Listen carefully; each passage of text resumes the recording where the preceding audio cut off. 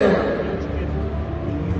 bráně dnes bude s číslem 33 Lukáš Klimeš.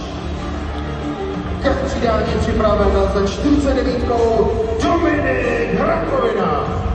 Obrana Vítkovic.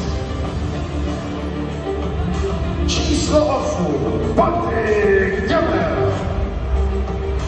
12 Samuel Kňažko. 73 Vojtěch Budík. 29 Ramos Fajmex. 81 Jovan Ovitu. Číslo 38 Jakub Zbožil. A poslední obránce 26 Vojtěch Porf. Teď už vítkovický útok. Něm dneska uvidíme s číslem 16. Je to František Řeha. 19 Anthony Nellens. 21 Chad Jedmer.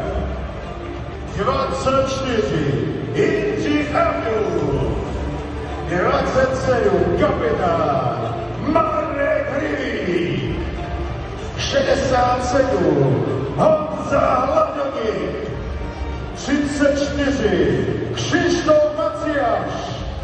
79 Martin Hanzel. 25 Patrik Zdráha. 72 Honza Bambuha. 86 Matěj Chybil. 23 Vojta Lednický a číslo 93 Petr Arthur. Trenérem HC Vítkovice Ridera je dnešní oslavenec pan Václav Moravčák.